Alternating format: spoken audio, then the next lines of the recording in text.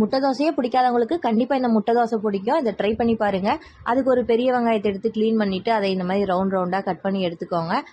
மெல்லிசாக எடுத்துக்கோங்க. இப்போ 2வது தக்காளியும் அதே மாதிரி ரவுண்டாக கட் பண்ணி எடுத்துக்கோங்க. இதே மாதிரி குட்டி குட்டியாக எடுத்துகிட்டு அப்புறமா தோசைக்கல்லில் மாவு ஊற்றி நம்ம தோசை சுட வேண்டியதான்.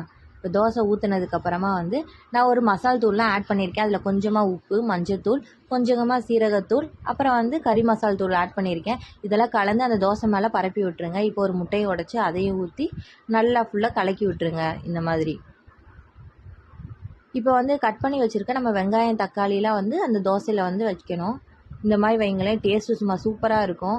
இப்போ எண்ணெய் விட்டு ஒரு 2 நிமிஷம் வேக வைங்க. திருப்பி போட்டு அப்போயும் ஒரு 2 நிமிஷம் வேக விட்டுட்டு அப்புறம் திருப்பி போட்டதுக்கப்புறமா இப்போ கொஞ்சமாக மிளகுத்தூள், நம்ம கட் பண்ணி வச்சுருக்கிற மல்லித்தூளும் கருவேப்பிலையும் இப்போ போடுறோம். இப்படி வாசனையே சும்மா கமகமன்னு இருக்குது. டேஸ்ட் பண்ணி பாருங்கள், கண்டிப்பாக இது பிடிக்கும்.